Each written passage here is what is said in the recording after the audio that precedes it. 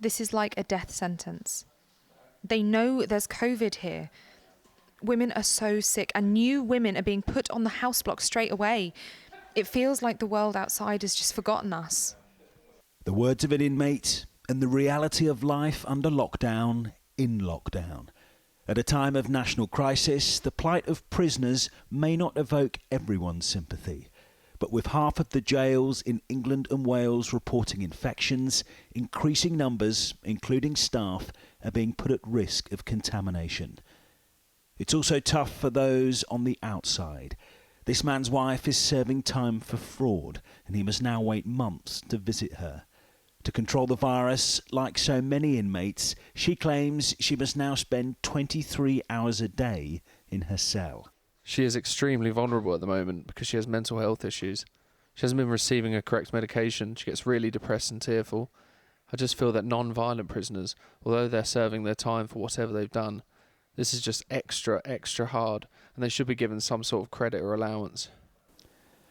The Ministry of Justice has announced plans to release 4,000 prisoners early on licence, but the scheme was paused after 6 men were released prematurely. But there is also the challenge of social distancing in institutions which, in some cases, were already overcrowded. It is not possible to self-isolate. I'm in a single cell, but less than 4 inches away there's a woman in the next door cell who is coughing her guts out. I still don't have the soap I ordered nearly a month ago. We don't get hand sanitizer. It has alcohol in it, and they say people will drink it or sniff it. The Ministry of Justice stressed to 5 News that all prisoners have access to hand sanitizer and soap. So far, though, 15 prisoners and 1 member of staff have died from coronavirus. The MOJ says procedures are in place so that prisons are prepared when cases are identified. But the issue, as it is for all of us, is in the identifying of the virus. You are surrounded by people who may be infected and nobody knows whether they are or not.